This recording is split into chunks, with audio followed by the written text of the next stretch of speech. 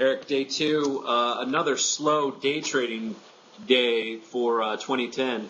We did basically one trade. We got short the NASDAQ today at 1885 and never added to it. We had told our members we were going to sell up to 1893 today, and we never did get above 1889 and 75 cents. So all we did is we got a little position on at 1885. We ended up covering half at 1883. We resold that at 1879, covered that at 1877. So we made 4 points on two different trades. And then by the end of the day, we reshorted 83, and we were still short 85. And we ended up losing 2 points. We stopped out at the close on that day trade at 86. And the NASDAQ right now is 85. Yeah, 85. So bottom line is I still think we're going to see possibly a sell-off here into the jobs number Friday. It's really the only news that matters. Chrysler had its worst sales in 47 years. Well, of course, it's a dying brand. Ford had great numbers. Toyota had great numbers. A couple other things that we looked at today. So, again, we netted 2 points on the NQ. So 2 days day trading, 2 days profitable with only one trade, basically. So, again, we were not scalping our way, although the scalping was there today. The S&P, very tight range, basically closed at its high, 1132 area, traded basically in a 7-point range all day, 25 to 32, 25 to 32 and change. That was the range there. So we did not participate, although it did bounce off the pivot this morning at 25 exactly.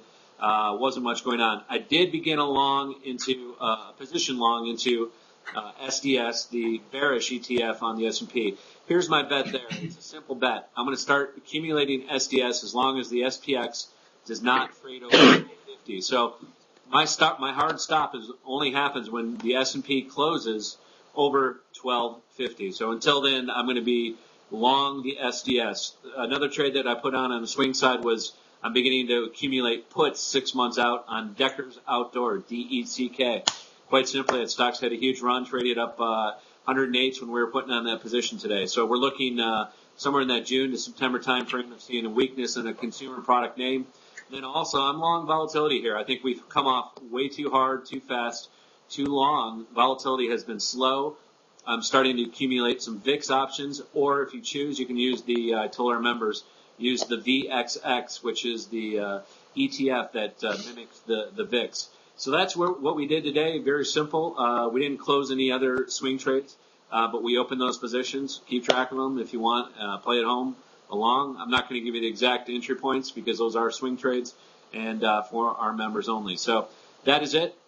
We defined the risk for you there. But again, VIX is trading around the 19s when we bought that.